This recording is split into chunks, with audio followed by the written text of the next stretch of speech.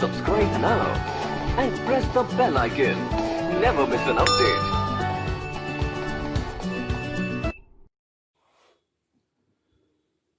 नमस्कार दोस्तों, मैं डॉक्टर मोनेश वर्मा आपके अपने YouTube channel maths by doctor Monesh Verma पर हार्दिक स्वागत करता हूं। हमने पिछले वीडियोस में परसेंटेज के दो टाइप, बेसिक और दूसरी टाइप थी अपनी आय, खर्च व बचत, इसके बारे में डिस्कस किया था, जिसके शायद 33 से 34 क्वेश्चन हमने किए थे और मुझे उम्मीद है कि वह दोनों वीडियो आपने अभी तक देख लिए होंगे। जिस प्रकार का आपने मुझे रिस्पॉन्स दिया है उसके लिए आपको बहुत बहुत धन्यवाद। मैंने ये कमी महसूस की है कि आपको शायद क्वेश्चंस की पीडीएफ फाइल की आवश्यकता होगी। यदि आपको क्वेश्चंस की पीडीएफ फाइल की आवश्यकता है तो आप जिज्ञासा क्लासेज का जो एंड्रॉयड ऐप है उसे आप डाउनलोड कर लीजिए, प्ले स्टोर पर आराम से मिल जाएगा, जिसका लिंक भी मैं आपको डिस्क्रिप्शन में अवेलेबल करवा दूंगा। तो सीधे लिंक पर आप क्लिक करके भी आप जिज्ञासा ऐप को डाउनलोड कर सकते हो। उसका आप किस तरीके से यूज करना है इसका वीडियो भी मैंने यूट्यूब पर डाल रखा है। आपको यूज करने में कोई दिक्कत आती है तो आप उस वीडियो को देखकर उसको यूज करना भी आप सीख सकते हो। अगर आपने अभी तक अपने चैनल को सब्सक्राइब नहीं किया है तो आप इसको सब्सक्राइब करें और साथ साथ बेल आइकन को भी दबाएं, जिससे कि वीडियोस की नोटिफिकेशन आपको बराबर मिलते रहें। और इस वीडियो को लाइक भी करें, शेयर भी करें, जिससे कि सभी दोस्तों को इसका लाभ मिल सके। तो चलिए हम शुरू करते हैं नेक्स्ट टाइप, तीसरी टाइप, जिस टाइप का नाम है मूल्य में कमी और वृद्धि। तो लेट्स स्टार्ट। मेरे साथ बने रहिए इस वीडियो के अंत तक। तो कॉपी पेन उठा लीजिए, कॉपी और पेन आपके पास होना बहुत जरूरी है सवाल को सोल्व करने के लिए। तो चलिए शुरू करते हैं ये टाइप, जिसमें सवाल नंबर है 35। इस टाइप का सवाल नंबर 1 है और क्रम से ये सवाल नंबर 35 है। तो गेहूं के मूल्य में 20% की कमी हो जाने के कारण एक व्यक्ति 600 रुपए में पहले से 6 किलोग्राम गेहूं अधिक खरीद सकता है। गेहूं का वर्तमान मूल्य यानी घटा हुआ मूल्य हमसे ये पूछ रहा है। इस प्रकार के सवाल अक्सर आपको एग्जाम में देखने को मिलते होंगे और बहुत ही आसान सवाल ये होते हैं, जिसमें हम फालतू की गणना में फंस जाते हैं। देखो हम कितना छोटा सवाल ये कर सकते हैं, देखिएगा। सवाल में बोला गया है कि गेहूं के मूल्य में कमी करता है और कमी कितनी करता है? कमी करता है 20% की। कमी करता है कितनी? 20% की। और गेहूं पर होने वाला जो कुल खर्च है, कुल मूल्य है, वह कितना है? 600 रुपए। कितना है? 600 रुपए। अगर गेहूं के मूल्य में 20% की कमी हो रही है तो निश्चित है हमारे पास में 600 रुपए का 20% बचना चाहिए, क्योंकि गेहूं के मूल्य में 20% की कमी हुई है। तो मैं निकालता हूं यहां पर 600 का कितना? 20%। और जब मैं परसेंटेज के सिंबल को हटाता हूं तो नीचे कितना आता है? 100 आता है। अच्छा, इतना पैसा मेरे पास में बच गया, इतना पैसा अपने पास में बच गया। और इस बचे पैसे से अपन ने क्या किया? इस बचे पैसे से उस व्यक्ति ने 6 किलोग्राम गेहूं अधिक खरीदा, जो कि साफ साफ सवाल में मेंशन है, बता रखा है कि पहले से 6 किलोग्राम गेहूं अधिक खरीद सकता है। यानी कि इस बचे हुए पैसे से वह कितना किलोग्राम गेहूं खरीदा होगा? तो हम कहेंगे कि 6 किलोग्राम गेहूं खरीदा होगा। तो 1 किलो का भाव निकालने के लिए मैं इस बचे हुए पैसे में किसका भाग लगाऊंगा? 6 का भाग लगाऊंगा। तो मैंने यहां भाग लगा दिया किसका? 6 का। तो ये पूरा का पूरा कट जाता है और ये कटा कितनी बार है? ये 600 गया, ये 600 गया। तो हमारे पास में यहां पर कितना बच गया है? हमारे पास में यहां पर 20 रुपये बच गया है। यानी कि गेहूं का जो वर्तमान मूल्य है वह कितना है? 20 रुपए प्रति किलोग्राम। गेहूं का घटा हुआ जो मूल्य है वो कितना है? 20 रुपए प्रति किलोग्राम। और जो हमें कहां दिखाई देता है? ऑप्शन सी में। इसलिए हमारा आंसर क्या आएगा? Option C. बहुत ही आसान था, बिना किसी ट्रिक से, आप देख लो, बिना किसी ट्रिक से और बिना किसी फॉर्मूले से सिंपल हमने बेसिक तरीके से सवाल को सोल्व किया है और हमारा आंसर भी चंद सेकंडों में आ गया है। तो बने रहिए मेरे साथ, ऐसे ही हम इसी तरीके से सवाल को सोल्व करते रहेंगे और इस टाइप को पूरा खत्म करेंगे। तो देखते हैं नेक्स्ट सवाल। सवाल नंबर 36। कॉफी के मूल्य में 10% की कमी होने पर मोनेश 540 रुपए में 250 ग्राम कॉफी अधिक खरीद सकता है। तो कॉफी का वर्तमान मूल्य ज्ञात करो। इस सवाल में भी हमसे वर्तमान मूल्य ही पूछ रहा है। देखिएगा, कॉफी के मूल्य में जो कमी हुई है, कॉफी के मूल्य में जो कमी हुई है वह कितनी हुई है? 10% की हुई है। कितनी हुई है कमी? यहाँ पर 10% की। और यहां पर जो कुल मूल्य है, कॉफी पर होने वाला जो कुल खर्च है वह कितना है, 540 रुपए। कितना है विद्यार्थियों, 540 रुपए। और यहां पर जो कॉफी में कमी, कॉफी के मूल्य में जो कमी हुई वो कितनी हुई, 10%। यानी मैं कह सकता हूं कि 540 का कितना बचेगा मेरे पास में, 10% बचेगा, तो बटा कितना आएगा, नीचे 100 आएगा। और इस बचे पैसे से मैंने कितनी कॉफी खरीदी है, तो सवाल में लिखा हुआ है 250 ग्राम। कितनी, 250 ग्राम। तो अगर मैं 250 ग्राम का भाग लगाता हूं तो मेरे पास में यहां पर भाव किसका आएगा, 250 ग्राम का ही आएगा। लेकिन चूंकि मुझे यहां पर जो ऑप्शन दिखाई दे रहे हैं वो किस में दिखाई दे रहे हैं, पर किलोग्राम में दिखाई दे रहे हैं। तो मुझे यहां पर किलोग्राम में चेंज करने के लिए गुणा मैं किससे कर दूंगा, 1000 से, क्योंकि आप लोग जानते हैं कि 1 किलोग्राम बराबर 1000 ग्राम होता है। तो हम काट देते हैं इसको। देखो 2 जीरो से गया 2 जीरो, ये काट दिया, ये काट दिया, 1 जीरो से गया 1 जीरो, ये गया 25 चौके 100 और ये आ गया 216 रुपए। कितना आ गया है, 54 गुणा 4 करने पे कितना आ जाएगा, 216 रुपए। यानी कि कॉफी का जो वर्तमान मूल्य है वह कितना है, 216 रुपए पर किलोग्राम। और यह जो आंसर है वह मुझे कहां दिखाई दे रहा है, वो मुझे दिखाई देता है ऑप्शन बी में। इसलिए इसका जो आंसर होगा वह क्या होगा, ऑप्शन बी होगा। उम्मीद करता हूं कि यह सवाल भी आपको बहुत अच्छे तरीके से समझ में आ गया होगा। आप देख लीजिएगा, हमने कोई भी यहाँ फॉर्मूले काम नहीं ले रहे हैं। और इस टॉपिक में तो क्या, पूरे अर्थमेटिक में हम कहीं पर भी फॉर्मूले काम नहीं लेंगे। ऐसे ही कुछ कॉन्सेप्ट से हम सवालों को सोल्व करेंगे, जहां ना फॉर्मूला होगा ना ट्रिक होगी, फिर भी सवाल हल होगा। बने रहिए मेरे साथ। चलते हैं नेक्स्ट सवाल की ओर। नेक्स्ट सवाल नंबर 37।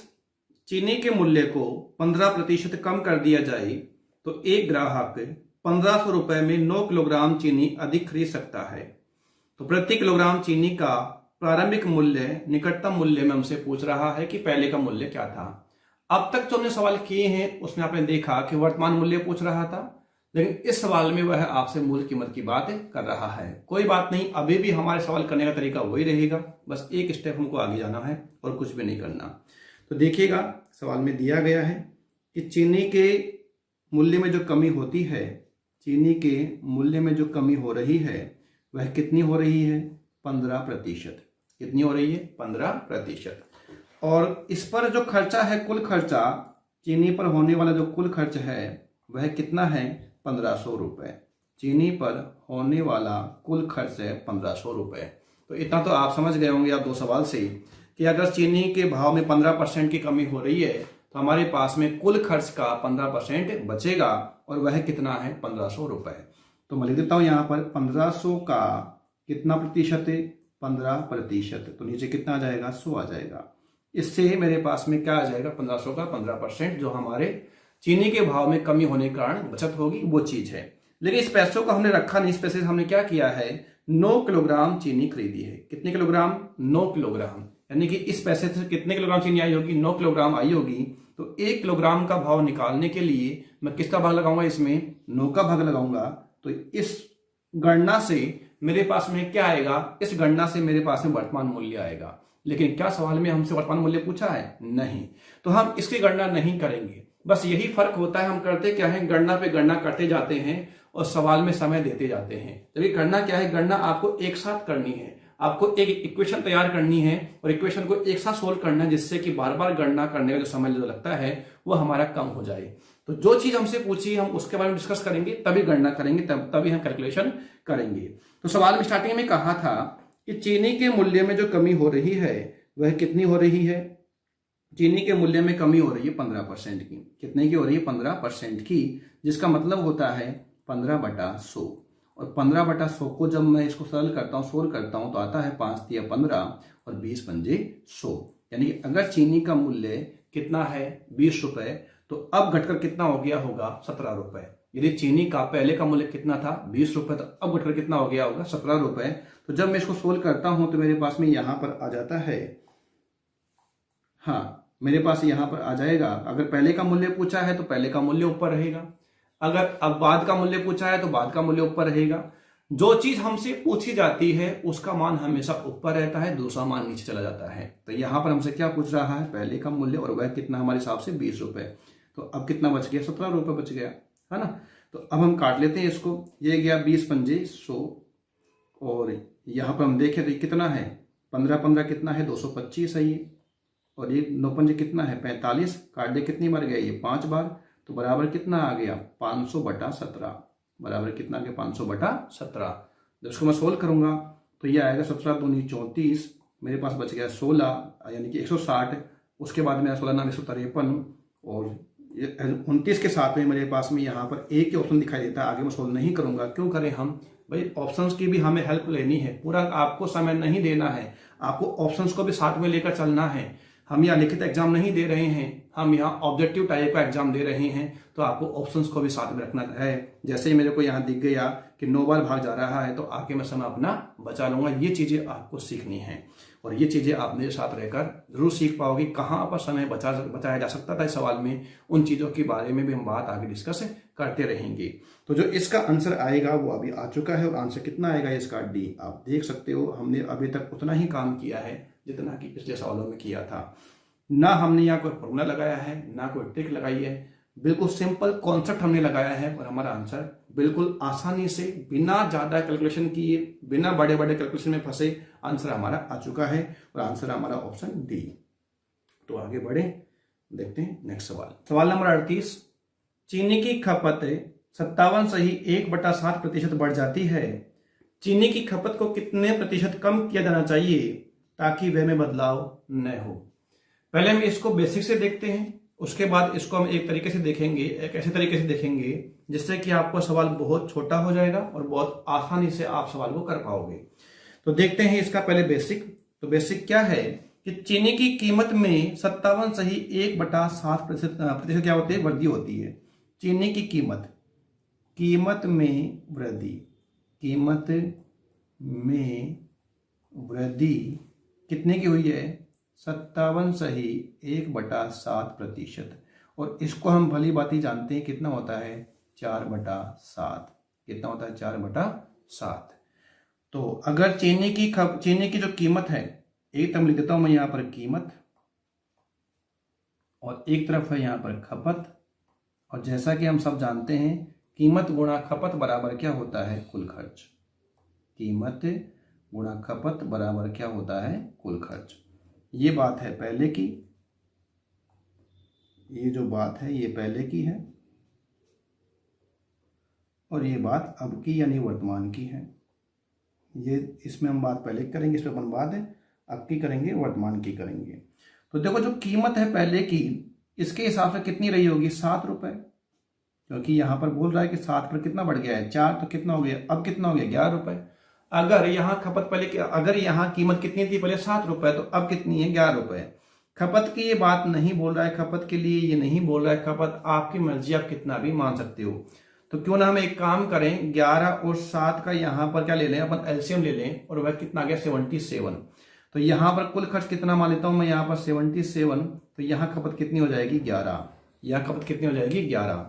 अब यहाँ पर मुझे कुल खर्च कितना चाहिए, 77 ही चाहिए, क्योंकि सवाल कह रहा है, सवाल क्या बोल रहा है, सवाल ये बोल रहा है कि यहाँ पर इसके जो खर्च है, ताकि खर्च में बदलाव नहीं होना चाहिए, तो इसका जो खर्च है उसमें बदलाव ना हो, तो जो यहाँ पर आएगा वही यहाँ पर आना चाहिए। तो मैंने क्या किया, 11 और 7 का लेसर पे ले लिया, ताकि हमें यहाँ पर गुणा करने पर वो संख्या प्राप्त हो जाए, जो कैलकुलेशन है हमारा वह दशमलव में ना जाए।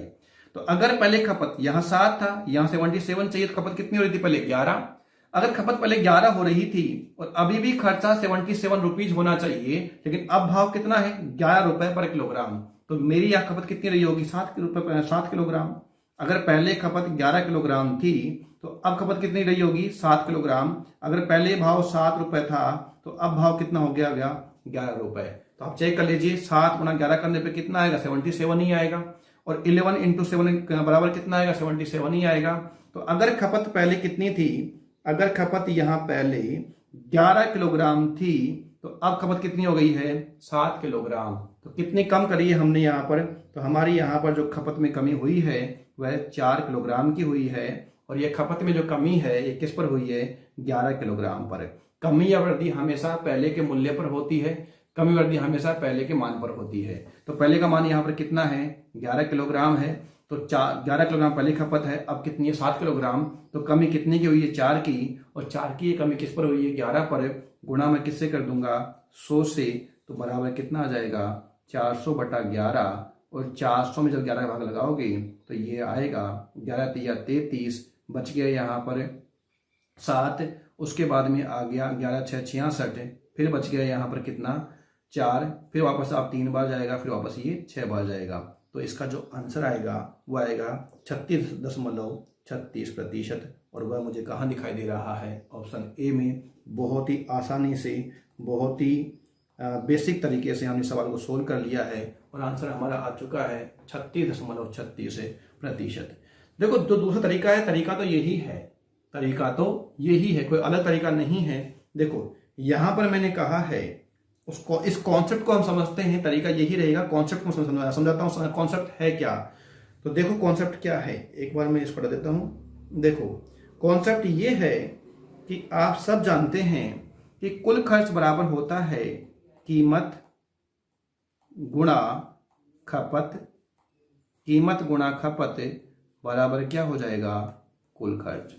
कीमत गुणा खपत बराबर क्या हो जाएगा, कुल खर्च। मैं आपको यहां बताना चाह रहा हूं कि मान लीजिए यदि किसी वस्तु की कीमत कितनी है, x रुपए, और खपत कितनी है, y रुपए, तो यहां कुल खर्च कितना आ गया है, xy रुपए। क्योंकि यहां पर हम कह रहे हैं कीमत गुणा खपत बराबर कितना है, कुल खर्च है। अगर कीमत x रुपए है, खपत y रुपए है, तो कुल खर्च कितना आ जाएगा, xy। As per given information, सवाल में दी गई जानकारी के हिसाब से हमारा जो कुल खर्च है वह यथावत रहना चाहिए। अर्थात यदि पहले कुल खपत xy थी तो अब कुल खर्च xy थी तो अब भी यहाँ कुल खर्च xy रुपए ही होना चाहिए। अब हम सवाल में कह रहा है कि इसकी जो कीमत है उसमें क्या हो गई है, वृद्धि हो गई है। मान लीजिए कि x से बढ़कर कितना हो गया है, y रुपए। पहले अगर x रुपए कीमत थी, अब कितना हो गया है, y रुपए। देखो यहां पर खपत कितनी है, y, और x गुणा y करने पे कितना आया, xy। अगर यहां मुझे वापस xy चाहिए और यहां पर y है तो यहां पर क्या आ जाएगा, x आ जाएगा। यहां पर क्या आ जाएगा, x, तभी तो xy आएगा। अगर मैं y को गुणा x से करूं तो भी xy आएगा, और x गुणा y करूंगा तो भी कितना आएगा, xy। अब समझते इस कॉन्सेप्ट को। यहां पर सवाल में कहा था 57 सही 1/7, जिसका मतलब है 4/7। अगर पहले मूल्य कितना था, 7 रुपए, तो अब कितना हो गया होगा, 11 रुपए, क्योंकि बढ़ कितना रहा है, यहां पर बढ़ रहा है 4 रुपए। तो मैं कह रहा हूं कि अगर मैं इसको यहां लिखूं 11 और इसको मैं यहां लिखूं 7, तो अभी तो बराबर ही रहेगा। ये कितना होगा, 77, और ये भी कितना रहेगा, 77। और आप जानते हो कि अगर मैं दोनों गुणा करूंगा तो मेरे पास में क्या आएगा, कुल खर्च आएगा। क्योंकि ये क्या मान रहा हूं मैं, इसको कीमत मान रहा हूं, और इसको मैं क्या मान रहा हूं, खपत मान रहा हूं। तो कीमत गुणा खपत बराबर क्या आ जाएगा, कुल खर्च आ जाएगा। तो अगर मैं इसको यहां लिख देता हूं और इसको मैं यहां पर लिख देता हूं तो मेरे पास में खपत का रेशियो आ जाएगा, खपत का अनुपात आ जाएगा। बोलो हाँ या ना, बिल्कुल हाँ। हम जानते तो थे, हम पहले भी इस सवालों को ऐसे ही करते होंगे आप, लेकिन ये चीज पता नहीं होंगी कि आपको कि आ कहां से रहा है। तो यहां पर 11 था, यहां लिख दिया, यहां पर 7 था, यहां लिख दिया, और हमने वेरीफाई भी कर लिया कि यहां पर भी कितना हो गया, 7 × 11 इक्वल टू कितना हो गया, 77 हो गया। और 11 × 7 करने पर भी कितना आ गया, 77 ही हो गया। तो मैं कह सकता हूं खपत यहां पहले कितनी थी, 11 किलोग्राम। यदि खपत पहले कितनी थी, 11 किलोग्राम, तो अब कितनी है, 7 किलोग्राम। कमी कितने की हुई है, 4 किलोग्राम की। और ये 4 किलोग्राम की जो कमी हुई है ये किस पे हुई है, पहले के मान पर। पहले का मान कितना है, 11, पहले खपत कितनी है, 11, गुणा मैं किससे कर दूंगा, 100 से, बराबर कितना आ जाएगा, 400/11, जिसको हमने सोल्व किया था। अभी आंसर कितना आया था इसका, 36.36%। मुझे उम्मीद है कि इसका जो कॉन्सेप्ट है वो आपको समझ में आया होगा, और ये कॉन्सेप्ट आपको आगे सवाल करने में काफी हेल्प करेगा, काफी आपको सहायता करेगा। तो इसका एक और तरीका हम देखते हैं, जिसमें लिखा हुआ है कि चीनी की खपत में 57 सही 1/7% वृद्धि होती है। और जब वृद्धि होती है तो उसको हम जानते हैं कि 57 सही 1/7%, 57 सही 1/7% का मतलब कितना होता है, 4/7, 4/7 की क्या हो रही है, वृद्धि। तो बहुत ही सिंपल है। जब कभी भी ऐसा सवाल पूछता है जिसमें खर्चा अपरिवर्तित रहे, क्या खर्चा अपरिवर्तित रहे, समझ लेना कि आपको एग्जामिनर ने गिफ्ट किया है आपको ये सवाल, कुछ भी नहीं है, जो बहुत जल्दी इसका आंसर आने वाला, और आने वाला क्या आ गया है देखो। तो यहां पर कितनी वृद्धि हुई है 4 की, और 4 की वृद्धि होने पर 7 में से वृद्धि हुई है ना, तो 7 पर जब 4 की वृद्धि होती कितना हो जाएगा 11। तो बस आपको ये लिख देना 11 यहाँ पर। अगर कमी बोलता तो मैं कमी करके लिख देता, यहाँ पर वृद्धि बोल रहा है तो मैं यहाँ पर वृद्धि करके लिख रहा हूं।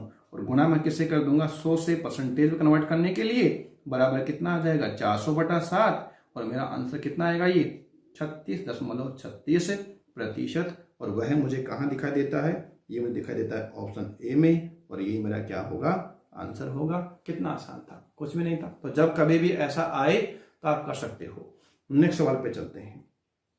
सवाल नंबर 39। यदि चीनी के मूल्य में 24% की वृद्धि हो जाती है और कोई व्यक्ति खर्च को 7% कम करना चाहे तो खपत में कितने प्रतिशत कमी करनी होगी, ये आपसे पूछ रहा है। तो देखो मेरे प्यारे विद्यार्थियों, बहुत ही आसान सवाल आपसे ये पूछ रहा है, जिसमें चीनी के मूल्य में वृद्धि कितनी कर रहा है 24% की, और खर्च में कमी कितनी कर रहा है 7% की। दो प्रभाव हो रहे हैं, एक हो रहा है चीनी के भाव में वृद्धि और दूसरा कुल खर्च में 7% की कमी। कोई बात नहीं है, कोई टेंशन की बात नहीं है। यहां पर है 24%, इसको मैं लिख देता हूं 24/100 ही, ताकि कोई दिक्कत ना हो आगे जाके। आप चाहो तो 6/25 भी यहां पर लिखकर सोल्व कर सकते थे, है ना। तो आगे हम बढ़ते हैं। यहां पर 7% है, 7% का मतलब कितना होता है 7/100, ठीक है। अगर चीनी का मूल्य पहले कितना था 100 रुपए, अगर चीनी का मूल्य पहले कितना था 100 रुपए पर किलोग्राम था, तो अब बढ़कर कितना हो गया होगा, तो मेरे प्यारे विद्यार्थियों 124 रुपए पर किलोग्राम हो गया होगा या नहीं हो गया होगा। आप कहेंगे कि जी सर बिल्कुल हो गया होगा। ये बात किसकी कर रहा हूं मैं आपसे, ये बात मैं कर रहा हूं कीमत की, ये बात मैं आपसे कर रहा हूं कीमत की। अब बात करता हूं मैं यहां पर किसकी, खपत की। और ये जो बात किसी कर रहा है खर्च की, ये जो बात है ये क्या है कुल खर्च की बात है, वैसा भी खपत नहीं है। और ये बात किसकी है, कीमत की। ध्यान दीजिएगा, ये बात करता है कीमत की, यहां बात करता है ये खर्च की। और आप जानते हो कि कुल खर्च बराबर क्या होता है, कुल खर्च बराबर होता है कीमत गुणा खपत। तो कुल खर्च का रेशियो दे रखा है कि अगर कुल खर्च पहले कितना था 100 रुपए, तो अब कितना होगा 7 कम होगा ना, खपत में तो कमी है ना, तो कम कितना हो जाएगा 93 रुपए हो जाएगा। अब देखो यहां पर कीमत पहले से कितनी है 100 रुपए है, और अगर मैं यहां पर लिखता हूं 100 रुपए, सॉरी एक आगे चला गया, 1 मिनट, हाँ। अगर मैं यहां पर दबाता हूं इसको, तो ये आ जाता है यहां पर कितना, कि अगर मैं यहां पर लिखता हूं 100 रुपए, तो यहां पर कितना आ जाएगा 93 रुपए खर्च होगा। बोलो हाँ या ना। अगर यहां पहले कितना था 1 किलोग्राम खपत है, भाई 100 रुपए आपको खर्च करना है, 100 रुपए किलोग्राम की भाव, तो कितनी खपत है आपकी 1 किलोग्राम की खपत है। और अगर पहले खर्च कितना था 100 रुपए, तो अब कितना हो जाएगा 93 रुपीज हो जाएगा। तो अब आप कितना लेके आ रहे होंगे, आपके पास कुल रुपए कितने 93 रुपए हैं, और अब भाव कितना है 124 रुपए का है। ये कटेगा मेरे हिसाब से 31 से, 31 या 93 हो गया, और 31 चौक 124 हो गया। पहले आप कितना लेके आ रहे थे 1 किलोग्राम यानी कि 1000 ग्राम, अब आप कितना लेके आ रहे हो 3/4 किलोग्राम यानी कितना 750 ग्राम कह सकते हो उसको आप। तो यहां पर जो आपकी जो कमी हुई है वो कितने की हुई है 1/4 किलोग्राम की। जो कमी हुई कितने की हुई 1/4 किलोग्राम की। अरे भाई 1 किलोग्राम यहां पर है, 3/4 किलोग्राम यहां पर है, तो कमी कितने की हुई है 1/4 किलोग्राम की। और ये किस पर हुई है, पहले खपत पर। पहले खपत कितना है 1 किलोग्राम है, तो बटा कितना आएगा 1, और गुना किससे कर दोगे आप 100 से। अब यहां तो आप जानते हो कि ये चाहे 1 नीचे लगाओ चाहे मत लगाओ, कोई फर्क पड़ने वाला है नहीं। तो जैसे ही 1/4 गुना 100 को सोल्व करोगे तो बराबर कितना आ जाएगा, आंसर आ जाएगा 25%। तो हमारा जो आंसर होगा वह कितना हो जाएगा 25%, और वो मुझे कहाँ दिखाई देता है ऑप्शन डी में। तो यही क्या होगा हमारा आंसर होगा। ये मैंने आपको पूरा प्रोसेस बताया, पूरा बेसिक बताया, किस तरीके से आप बेसिक तरीके से सवाल को सोल्व कर सकते हो। लेकिन आप तो एडवांस स्टूडेंट हो, आप किस तरीके से करेंगे, तो देखो आप किस तरीके से करेंगे। मुझे पता है आप लोग सोच रहे होंगे कि सर इतना क्यों लंबा कर रहे हो आप, ऐसे नहीं ऐसे कर सकते हैं, तो वो भी मैं आपको बता रहा हूँ। थोड़ा सा धैर्य रखा करो बस, आप हर तरीके से मैं आपको बताऊंगा, क्योंकि बेसिक बताना इसलिए जरूरी है कि जो लोग पहली बार परसेंटेज पढ़ रहे हैं उनके लिए मुझे बेसिक भी तैयार करना है, उनका मुझे बेसिक भी तैयार करना है, ताकि वो भी आपके बराबर आ सकें। तो इसलिए मुझे बेसिक बताना भी यहाँ मेरी मजबूरी है, और बताऊंगा भी। देखते हैं इसको एक और तरीके से करते हैं, बहुत आसान तरीका है वो, रेशियो पैटर्न जिसे अपन कहते हैं, उस तरीके से अपन करते हैं। मैंने आपको बताया कि कीमत को यदि मैं खपत से गुणा कर दूं, कीमत को यदि मैं खपत से गुणा कर दूं तो मेरे पास में क्या आता है? कुल खर्च आता है। मेरे पास में क्या आता है? कुल खर्च। चूंकि मुझे यहाँ खपत की बात कर रहा है तो मुझे यहाँ खपत चाहिए, और खपत बराबर क्या होगा? तो आप कहेंगे खपत बराबर होता है, इसको जब भेज दूं तो क्या हो जाए? खर्च बटा कीमत। यही तो हो जाएगा। क्या हो जाएगा? खपत बराबर, ये इधर चला गया तो भाग में हो जाएगा, तो क्या हो जाएगा? ये खर्च बटा कीमत हो जाएगा। तो मुझे यहां पर पहले खर्च लिखना है, ये खर्च हो गया और ये कीमत हो गई, ये पहले की हो गई, और यहां लिख दूंगा मैं वर्तमान अब की। अगर मैं कहूं कि यहाँ खर्च में क्या बोल रहा है? व्यक्ति खर्च को 7% कम करना चाहे। अगर खर्च पहले कितना था? 100 रुपए, तो अब कितना हो गया होगा? 93 रुपये 93 रुपए। बोलो हाँ या ना? जी हाँ, बिल्कुल हो गया होगा। और चीनी के मूल्य में वृद्धि कितनी करता है? 24% की। अगर पहले कीमत कितनी थी? 100 रुपए, तो अब कितनी हो गई होगी? 124 रुपए। बोलो हाँ या ना? तो आप कहेंगे बिल्कुल हाँ हाँ। तो यहां पर देखो बटा कर देते हैं, तो ये 100 बटा 100 हो गया। ये 100 बटा कितना हो गया? 100 अनुपात ये कितना हो गया? 93 बटा 124। ये कैंसिल हो गया तो कितना गया यहाँ पर? तो 1 आ गया। तो ये 124 कहाँ आ जाएगा? इधर क्यों रह जाएगा? तो ये काट भी लीजिए इसको। ये कितनी बार गया? 3 बार। ये कितनी बार गया? 4 बार। तो ये 4 कहाँ आ जाएगा? इधर की ओर। 4 बटा कितना हो जाएगा? ये 3। 4 बटा कितना हो गया? ये 3। आप चाहते तो इसको पहले से ही यहीं से काट लेते। ये हो गया 31 या 3, और ये हो गया 4। ये 4 कहाँ भेज देते इधर? तो पहले खपत कितनी थी? 4, तब कितनी हो जाएगी? 3। सिंपल सी बात ही आप यहाँ पर भी कर सकते थे, लेकिन मैंने आपको पूरा प्रोसेस बताया है ताकि आप समझ जाएं आप अगले सवालों में कैसे हमें करना है जल्दी से। तो यहां पर कितना गया? 4। यहां कितना गया? 3। अगर पहले खपत कितनी थी? अगर पहले खपत कितनी थी? 4। तो अब कितनी है? तो आप कहोगे अब कितनी है? 3। तो यहां कमी कितनी की हुई है? 1 की कमी किस पर हुई है? 4 पर। गुणा किससे कर देंगे आप? 100 से। तो आंसर कितना आएगा इसका? 25%। जो हमारा पहले भी आया था, आंसर कितना था? 25%। देखो इसको हम एक और तरीके से मैं आपको बताता हूं कि किस तरीके से आप इसे एक और तरीके से कर सकते थे। कि ये तो था अपना रेशो पैटर्न, लेकिन एक और तरीका मैं बता रहा हूं जिससे कि आपको इतना भी नहीं करना, आपको बहुत कम करोगे आपका आंसर आ जाएगा। कैसे? कि यहां पर बोल रहा है, सवाल में यहां पर बोल रहा है कि वृद्धि कितने की हो रही है? मूल्य में 24 की। तो आप लिख दो कि 24 की वृद्धि हुई, और मन में पूछो कि 24 की वृद्धि होने से 100 के हिसाब से कितना हो गया? तो आप कहोगे 124 हो गया। गुणा किससे कर दो? 100 से। ऐसा करने पर खर्चा क्या रहेगा? अपरिवर्तित रहेगा। खर्चा क्या रहेगा? अपरिवर्तित। लेकिन सवाल तो क्या कह रहा है कि खर्चा 7% कम होना चाहिए। तो बस आपको अब यहां पर क्या करना है? यहां पर आपको 7 ऐड कर देना है। ऊपर 24 के साथ में आपको 7 लिख देना है। जोड़ना क्यों है? क्योंकि आप जानते हैं कि जब असमान अवस्था होती है तो हम जोड़ते हैं और समान अवस्था में हम घटाते हैं। समान असमान का मतलब क्या है? कि अगर यहां पर ये वृद्धि की बात कर रहा है और अगर यहां पर भी वृद्धि की बात करता तो वो समान अवस्था कहलाती। अगर यहां कमी की बात करता है और यहां पर भी कमी की बात करता है तो वह अवस्था समान अवस्था कहलाती। लेकिन यहां पर बात किसी कर रहा है? ये वृद्धि की कर रहा है, और यहां पर बात किसी कर रहा है? ये कमी की कर रहा है। तो इसलिए ये अवस्था कैसी है? असमान है। और असमान अवस्था होने पर क्या कर देंगे? यहां पर जोड़ कर देंगे। तो अब बहुत आसान सवाल हो गया। अब तो आप इसे कर सकते हो कि ये 31 हो गया, 31 हो गया, 124 हो गया, बराबर कितना हो गया? 25% आंसर। कितना आसान था बताओ। कर सकते हैं हम इस तरीके से। एक सिंगल लाइन में हम इस सवाल का आंसर ले आए। मैंने इसका बेसिक बताया, रेशो पैटर्न बताया, और किस तरीके से आप इस तरीके से कर सकते हो तो वो मैंने आपको बताया। तो चलते हैं ज्यादा समय खराब नहीं करते हुए नेक्स्ट सवाल की ओर। दूध के मूल्य में 25% की वृद्धि हो जाती है तो कोई गृहिणी खपत में कितने प्रतिशत कमी करे ताकि उसका खर्च 15% ही बढ़े? देखो इस सवाल को भी मैं आपको दो तरीके से बता देता हूं। नंबर 1 तरीका तो ये है, यहां पर भी बात किसी कर रहा है? ये खपत की बात, गृहिणी खपत में कितने % की कमी करे। यहां बात किसी कर रहा है? ये खपत की बात कर रहा है, ध्यान रहे। और खपत बराबर वही हो गया कि कीमत गुणा खर्च, कीमत गुणा खपत बराबर कुल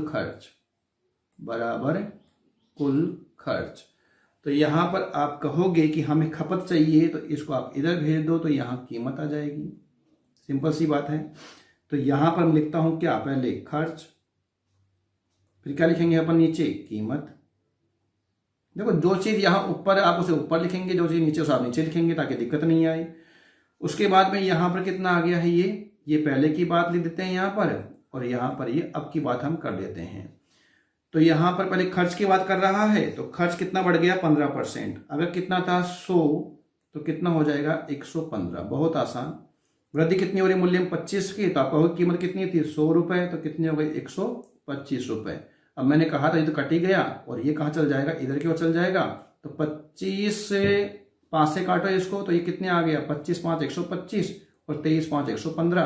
तो ये कितना आ जाएगा 25 और ये कितना आ जाएगा 23। किसे काट दिया 5 से काटा, 23 बार चला गया, और ये 23 बार चला गया, और ये कितनी बार चला गया 25 बार। 25 सिंपल यहाँ आ गया, तो कितना आ गया अनुपात 25:23 आ गया। तो अब आप देखो यहाँ जो कमी हुई है कितने की हुई है, 2 की हुई है।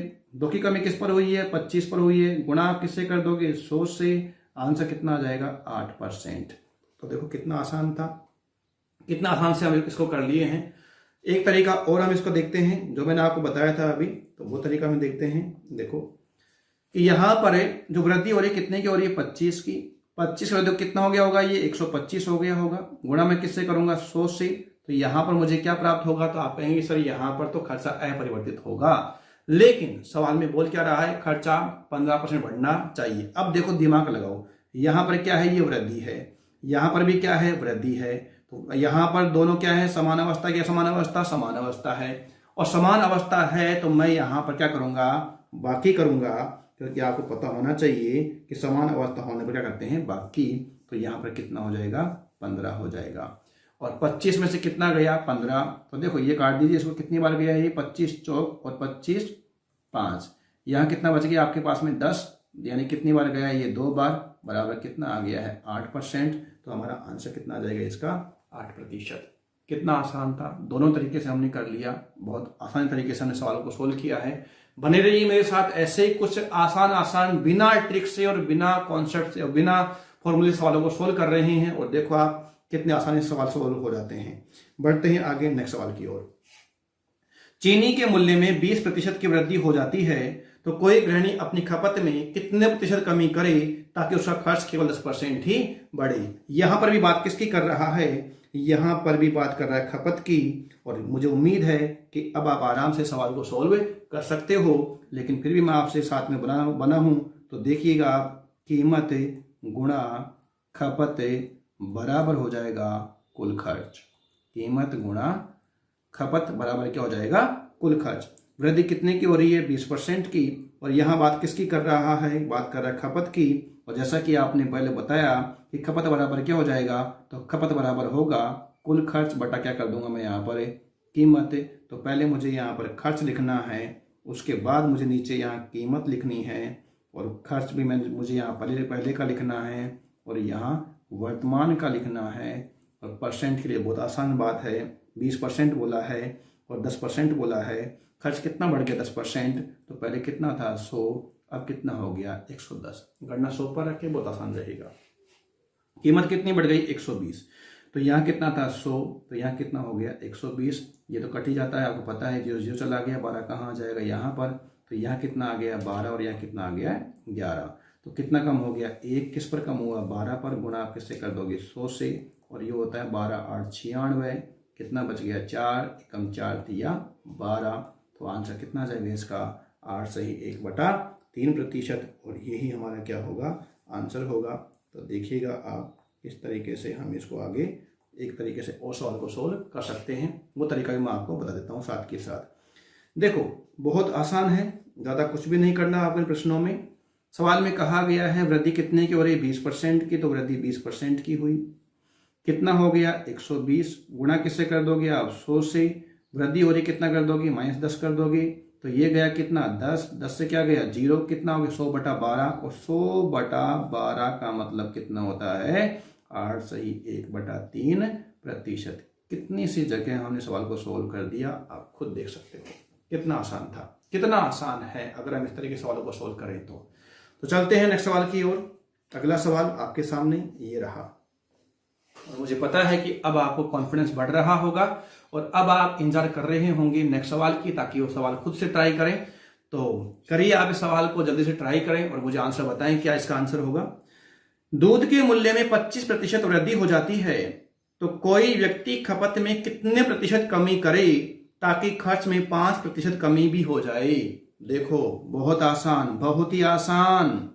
देखो तो यहां पर बात कर रहा है वो, वापस लिखता हूं मैं यहां पर कीमत, यहां बात करता है वो खपत खर्च की या खपत की, बराबर होता है कुल खर्च, बराबर होता है कुल खर्च। ये जाता है इधर, बटा लिखता हूं मैं कीमत, तो मेरे पास रेशो किसका आता है, खपत का। अगर मुझे कीमत का रेशो चाहिए तो नीचे क्या आ जाएगी, खपत आ जाएगी। ये बात आप जानते होंगे या जान गए होंगे।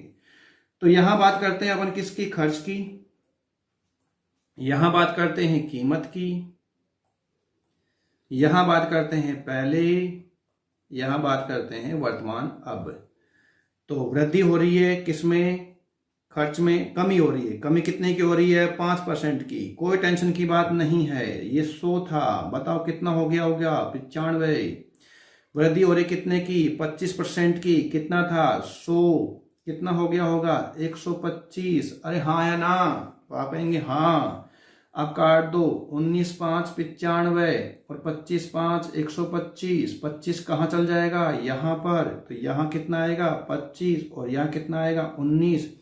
तो यहाँ पर कमी कितने की हो गई है, 6 की। किस पर, 25 पर। गुणा किससे करोगे, 100 से, और 6 गुणा 4 करने पे कितना आता है, 24%। हाँ या ना, तो आंसर कितना आएगा इसका, 24%। मुझे पता है कि इस टाइप की यदि कोई सवाल आया तो उसको आप उड़ा दोगे, खत्म कर दोगे, छोड़ने वाले आप बिल्कुल भी नहीं हो। मुझे ऐसी पूरी पूरी उम्मीद है, ये मेरा कॉन्फिडेंस है कि अब आप कर सकते हैं उन सवालों को। लेकिन फिर भी अभी और सवाल इसमें हैं, बने रहिए मेरे साथ, बढ़ते हैं आगे नेक्स्ट सवाल की ओर। अच्छा, उसको उस तरीके से भी करें तो कर लेते हैं, आप बुरा ना माने। तो ये हो गया 25 बटा कितना करोगे, 125, गुणा किससे करोगे, 100 से, और यहां देखो वृद्धि है और यहां क्या है, कमी। तो क्या कर दोगे आप, ये वृद्धि और ये क्या है, कमी। तो क्या कर दोगे, जोड़ दोगे, कितना, 5।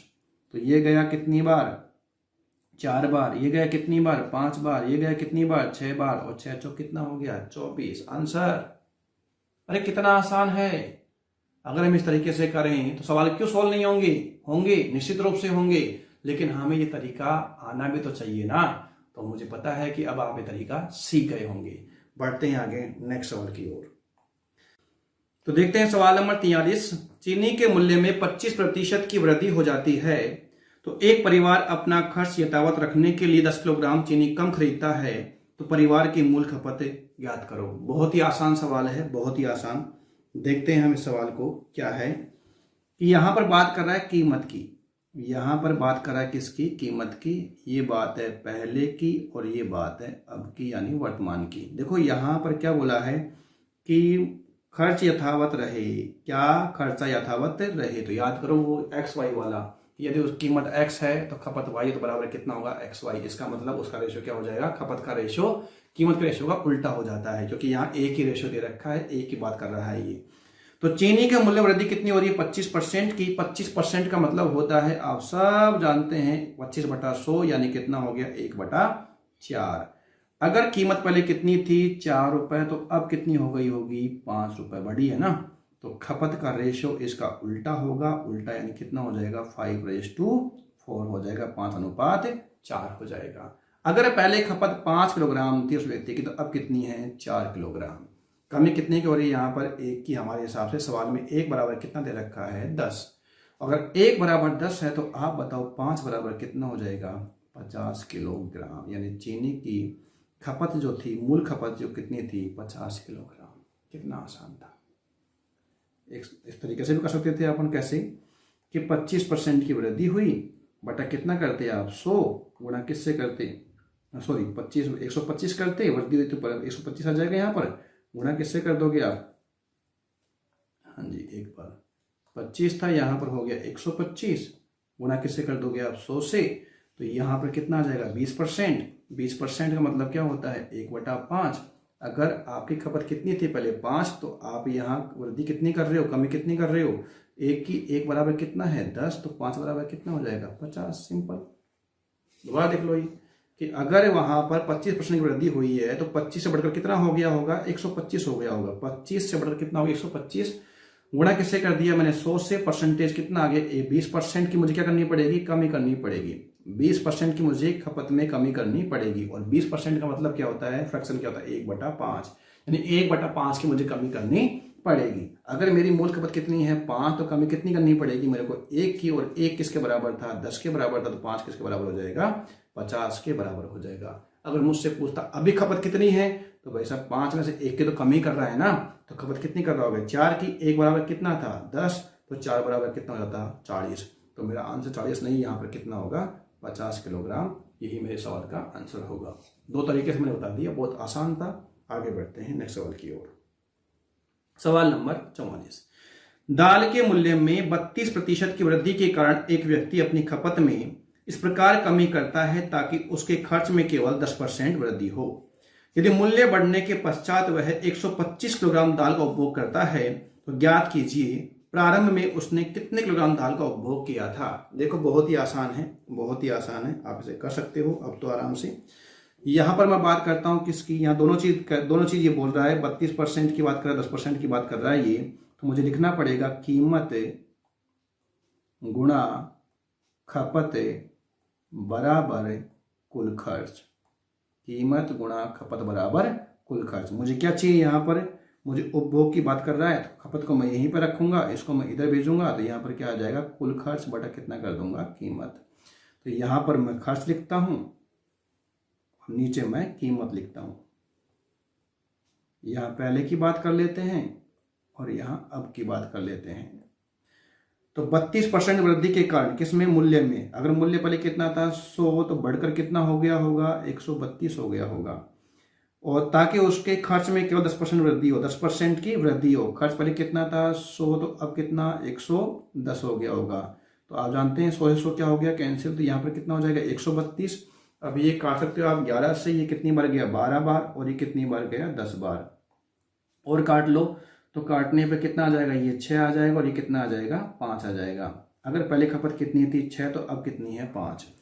सवाल में कहा गया है यदि मूल्य बढ़ने के पश्चात वह 25 किलोग्राम दाल का उपभोग करता हो। अब कितना करता हमारे हिसाब से, यहाँ पर 5 किलोग्राम करता हमारे हिसाब से, तो और यहाँ कितना है 6 किलोग्राम। तो ये जो 125 है ये रेशियो में किसके हिसाब से है 5 के बराबर है। गुणा किससे कर दोगे आप 6 से, 25 से कितना होता है 150, तो कितना करता होगा 150 किलोग्राम। आंसर कितना आएगा इसका 150 किलोग्राम, जो मुझे कहाँ मिलता है ऑप्शन ए में मिलता है। यही मेरे सवाल का क्या होगा आंसर होगा। क्या था, आसान था, कुछ भी नहीं था। आप करेंगे तो होगा, नहीं करेंगे तो कुछ भी नहीं होगा। ठीक है, बढ़ते हैं आगे नेक्स्ट सवाल की ओर। सवाल नंबर है 45। चाय के मूल्य में 6.66% की वृद्धि की जाती है और खपत में 4.1/6% की वृद्धि की जाए, तो खपत में होने वाला प्रतिशत परिवर्तन ज्ञात कीजिए। अब देखो मुद्दा यहां पर आता है कि 6.66% का मतलब क्या होता है। क्या 6.66% का मतलब क्या होता है, तो आपको पता होना चाहिए 6.66% होता है 1/15। कितना होता है 1/15। ये कैसे किया, मैंने सारणी बताई थी पिछले वीडियो में। 6.66 है ये, तो 6.66 का मतलब हो गया 6 तो 6 रहेगा ही रहेगा। 0.66 का मतलब क्या है ये 2/3, क्या है 2/3। 6 तिया कितना हो गया 18, और 2 कितना हो गया 20/300 कहेंगे इसको हम, 20/300। 0 के बराबर कितना आ गया 1/15% था, नीचे गया तो कितना आ गया 1/15 आ गया। यानी कि 6.66% का मतलब फ्रैक्शन वैल्यू कितनी होती है 1/15, यानी 1/15 होता है। यही चीज आपको परेशान करेगी, और इस चीज को मैंने बिल्कुल आपके लिए आसान बना दिया है कि किस तरीके से आप सवाल इसको सोल्व कर सकते हो। 6 तो 6 ही रहेगा। 0.66 का मतलब होता है 2/3, और यहाँ पर आपको परसेंट में कन्वर्ट करना था, तो परसेंट में कितना आ गया यहाँ पर 100 आ गया, तो बराबर कितना आ गया 1/15। तो आप देख सकते हो इसको इस तरीके से। तो अब लिख देते हैं किसकी बात कर रहा है, खर्च में होने वाला परिवर्तन। किसकी बात कर रहा है, ये खर्च की बात कर रहा है। अभी कर देते हैं, देखो आप देखो तो सही। खर्च तो यहां पर होता है कीमत, कीमत गुणा खपत बराबर होता है खर्च। कीमत कितनी है, तो कीमत के लिए आप कहोगे कि 15 थी, और कितनी हो गई वृद्धि हुई तो कितनी हो गई 16। ये पहले की बात कर रहा है और ये अब की बात कर रहा है। खपत की बात करते हैं। खपत कितनी बोल रहा है ये 4.1/6%, 6 चौक 24, और ये कितना हो गया 25/600। 25/600 का मतलब 1/24। लिख देता हूं यहाँ पर कि 4 सही 1/6% का मतलब आपने कहा 6 चौक 24 वाले कितना हो गया 25/600। 25/600 का मतलब क्या हुआ 1/24 हो गया।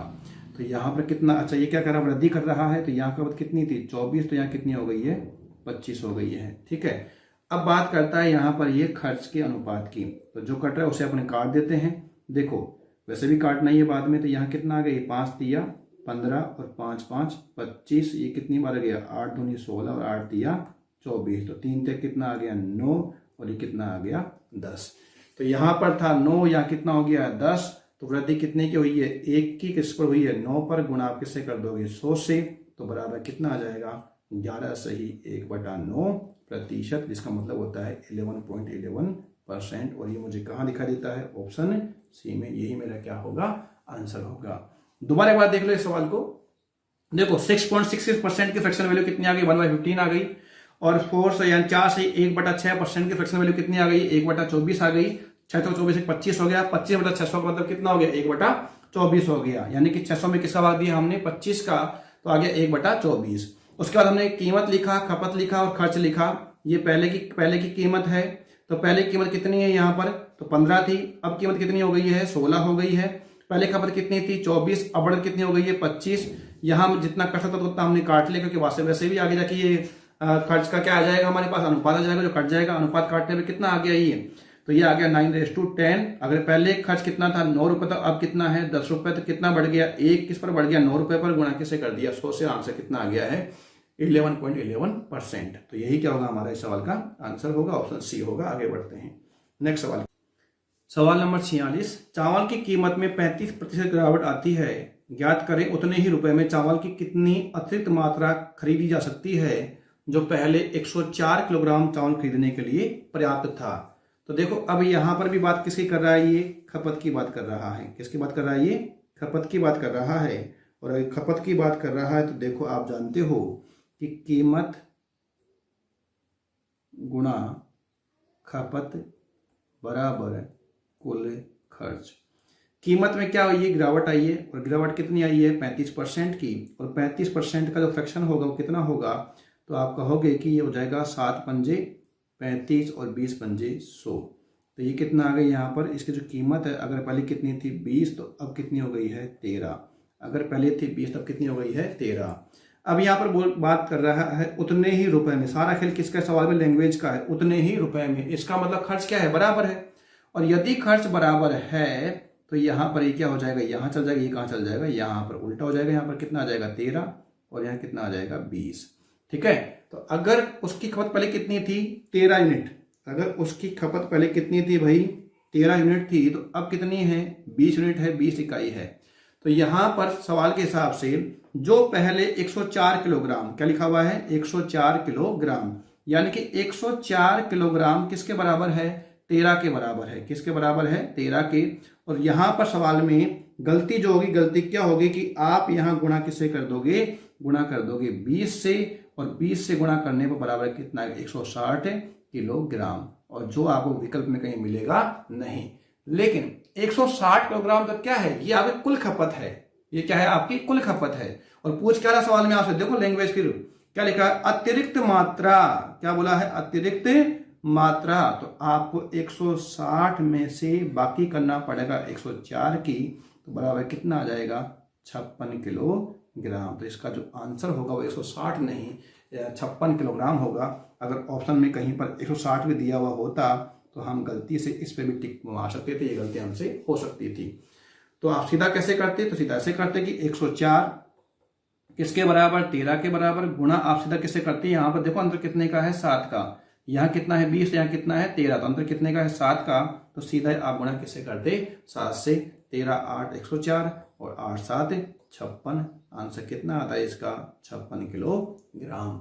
उम्मीद है कि ये सवाल आपको समझ में आ गया होगा। आगे बढ़े नेक्स्ट सवाल की ओर। तो नेक्स्ट सवाल देखते हैं, जब तेल का मूल्य 20% बढ़ जाता है तो खपत 18 से ही 1/3% कम हो जाती है। इस प्रकार खर्च में कमी या वृद्धि प्रतिशत ज्ञात करो। यहां बात किसी कर रहा है, ये खर्च की बात कर रहा है। और खर्च की जब ये बात करता तो आप जानते हैं कि कीमत को यदि मैं खपत से गुणा कर देता हूं कीमत को यदि मैं खपत से गुणा कर देता हूं तो बराबर क्या आता है, बराबर आता है कुल खर्च। बराबर क्या आता है, कुल खर्च। अब यहां कीमत की बात कर रहे हैं, कीमत कितनी 20% यानी 1/5। यानी कि अगर कीमत पहले कितनी थी 5 रुपए तो अब कितनी हो गई होगी 6 रुपए। आगे बात करते हैं खपत की। खपत कितनी 18 सही 1/3% का मतलब 18 दिया 54 और कितना हो गया 55/300। 55/300। 5 से काट दो 11 5 55 हो गया और 5 से काटने में कितना हो गया ये 60।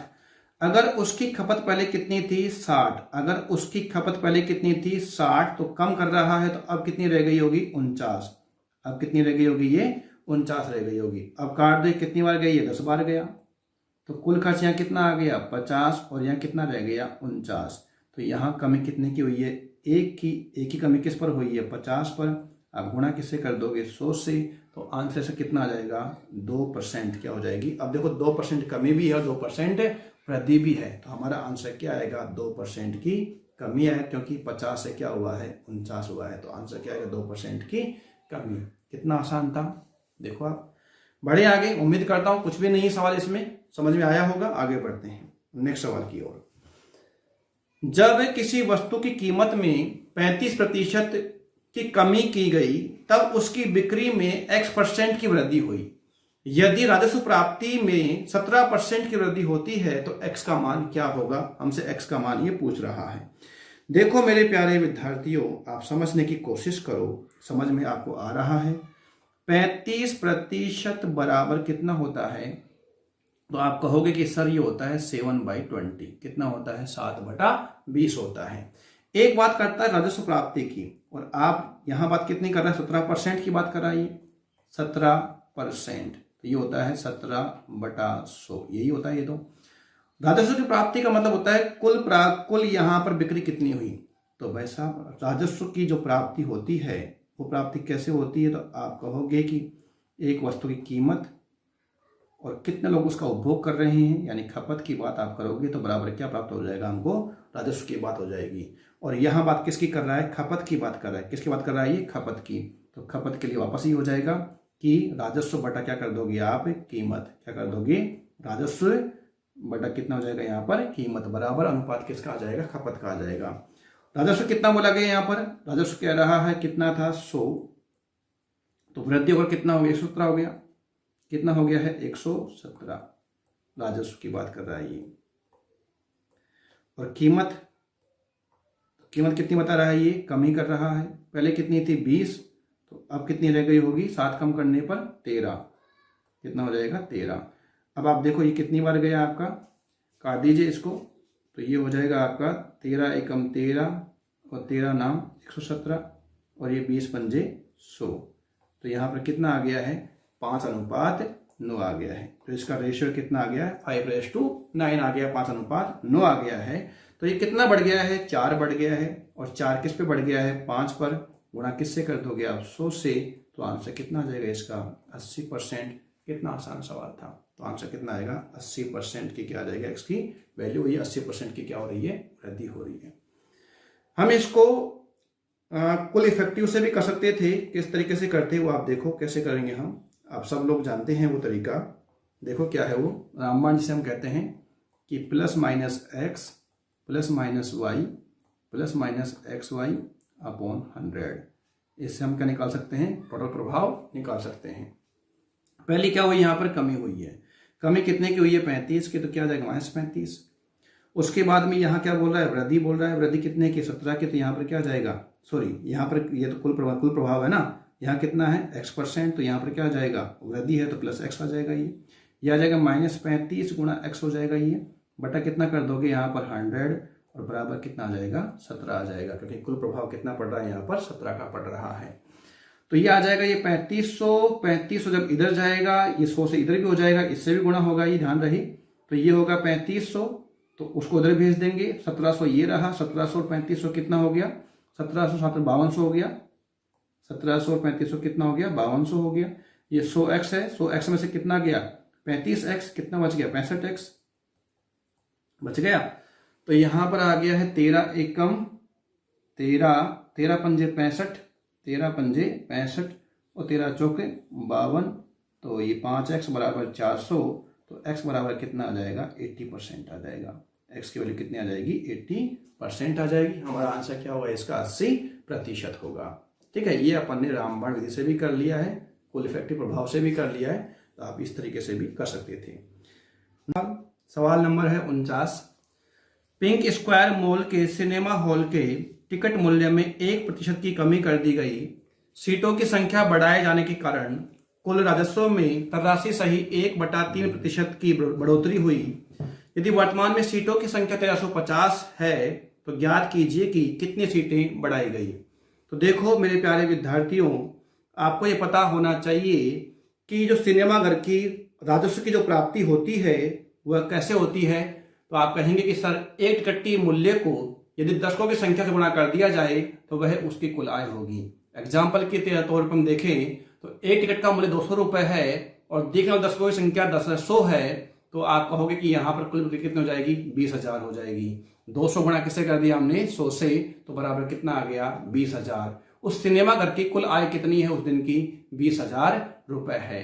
तो यहाँ पर वही कह रहा है कि सीटों की संख्या की ये बात कर रहा है। एक तो हमने कहा राजस्व की जो प्राप्ति है वह किस प्रकार से होती है। तो आपने कहा राजस्व की जो प्राप्ति होती है वह टिकट की कीमत को यदि मैं सीटों की संख्या से गुणा कर दूं, दर्शकों की संख्या से गुणा कर दूं, देखने वालों की संख्या से गुणा कर दूं, तो मेरे पास में क्या आ जाएगा राजस्व की प्राप्ति आ जाएगी। और मुझे यहाँ पर जो अनुपात चाहिए वो किसका चाहिए सीटों का चाहिए, इसलिए मैं यहाँ पर इसके नीचे लिख दूंगा कीमत लिख दूंगा। तो यहाँ पर आ जाएगा राजस्व, यहाँ पर आ जाएगा राजस्व और यहाँ पर आ जाएगा कीमत।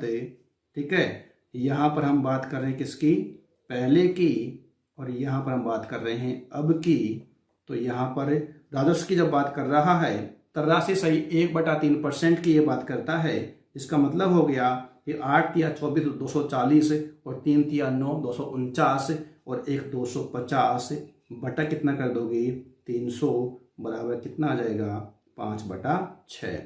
5/6 की क्या है बढ़ोतरी है। अगर राजस्व पहले कितना था 6, तो 5 बढ़कर कितना हो गया होगा 11 हो गया होगा। और टिकट की दर में कितनी कमी हुई है 1% की। तो पहले कितना था 100, तो अब कितना रह गया होगा 99। 11 एकम 11, 9 99, 9 6 54 और 100 एकम 100, तो ये आ जाएगा 54/100, जिसका मतलब हो गया 27/50। अर्थात यदि पहले कितना था 27 था, यदि पहले कितना था 27, तो अब सीटों की संख्या कितनी हो जाएगी 50 हो जाएगी। कितनी बढ़ गई है 23 बढ़ गई है। कितनी बढ़ गई है 23। तो वर्तमान में सीटों की संख्या कितनी सवाल के हिसाब से 1350। तो 1350 जो है ये किसके बराबर है भाई 50 के बराबर है। किसके बराबर है 50 के। गुणा आप किससे कर दोगे 23 से। गुणा किससे कर दोगे 23 से। 0 से 0 चला गया, 5 दूनी 10 हो गया और 7 पंजे 35 हो गए। कट गया पूरा पूरा ये। 27/21 करने पर देखो इकाई कितना आएगा यहाँ पर 1 आएगा। और मुझे यहाँ ऑप्शन 1 में ही केवल 1 दिखाई दे रहा है 621 में, बाकी कहीं भी इकाई अंक 1 दिखाई नहीं दे रहा। तो मेरा आंसर तो कितना आ गया है बी आ गया है। पूरा गुणा करना है, पूरा गुणा कर लो। देखो 27 दूनी 54, 540 पे 1 हो गया, 540 1 हो गया, 27 या 81 1 हो गया। तो यहाँ पर 1 हो गया, ये 2 हो गया, ये कितना आ गया 6। तो आंसर कितना आ जाएगा 621 आ जाएगा। ठीक है, आसान था। नेक्स्ट सवाल।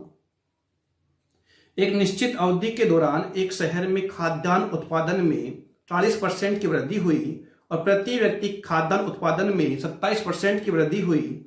उसी अवधि के दौरान शहर की जनसंख्या में प्रतिशत वृद्धि कितनी हुई, यह आपसे पूछ रहा है। और यह जो आंसर है वो निकटतम आएगा, क्योंकि सवाल में लिखा हुआ है निकटतम आपको बताना है। तो देखो मेरे प्यारे विद्यार्थियों, आपको पता है कि वही कॉन्सेप्ट है कि यहाँ पर बात मैं करूँगा कुल उत्पादन की, और ये बराबर होता है कि कुल जनसंख्या गुणा किससे करोगे आप प्रति व्यक्ति उत्पादन से। कि प्रति व्यक्ति कितना उत्पादन करता है और कुल जनसंख्या कितनी है, तो हमारे पास में क्या आ जाएगा कुल उत्पादन आ जाएगा। जैसे अगर मान लीजिए 2 व्यक्ति हैं और दोनों में से प्रत्येक जो है वो 3 मेज बनाता है। कितना बनाता है 3 मेज। तो कुल प्रोडक्शन कितना हो जाएगा, तो आप कहोगे 2 3 कितना आ जाएगा 6। तो कुल उत्पादन कितना हो गया है 6। ये कहां से आया? जब मैं कुल जनसंख्या को गुणा किससे किया? प्रति व्यक्ति उत्पादन से किया। तो यहां पर सवाल पे आते हैं वापस अपन। तो कहा गया है कुल उत्पादन हमें निकालना है। हमें निकालना क्या है? यहाँ पर जनसंख्या का अनुपात निकालना है। और वो कहां से आएगा? कुल उत्पादन में यदि मैं प्रति व्यक्ति जनसंख्या का, प्रति व्यक्ति उत्पादन का भाग लगाऊंगा तो मेरे पास में क्या आ जाएगा? कुल जनसंख्या आ जाएगा। और कुल जनसंख्या जब आ जाएगा तो आप कहोगे कि यहाँ पर आपको लिखना है कुल उत्पादन का रेशियो और नीचे आपको लिखना है प्रति व्यक्ति उत्पादन का अनुपात लिखना है। यहाँ पर आपको पहले लिखना है और यहाँ पर आपको अब लिखना है। ठीक है, तो कुल उत्पादन में क्या कह रहा है? 40% कह रहा है, जिसका मतलब क्या हुआ? 2/5, 2/5 हुआ। ठीक है, और 2/5 हुआ। 2/5 का मतलब कितना हुआ कि यहाँ पर कितना था? 5, तो कितना बढ़ गया? 2, तो कितना हो गया है? 7 हो गया है। यहाँ वृद्धि कितने की हुई है? 27% की। तो अगर यहाँ पहले कितना था? 100, तो अब कितना हो गया है? 127 हो गया है। 5 से काटो एक बार और 20 पंजे कितना हो गया है? 100 हो गया है। तो ये कितनी बार आ गया? यहाँ पर आ जाएगा कितना? 127, 127, और ये कितना आ जाएगा? 20 7 140। तो अनुपात कितना आ गया मेरे पास में? 127 अनुपात 140। तो सवाल में बोल क्या रहा है? उस अवधि के दौरान शहर में जनसंख्या में कितनी वृद्धि हुई? अगर पहले कितनी थी?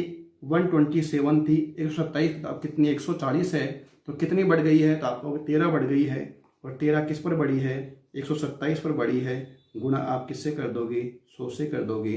तो आप देखो यहाँ पर मेरे पास में जो विकल्प हैं 127 को अगर यहाँ मैं देखता हूँ तो ये आता है 1300 बटा 127।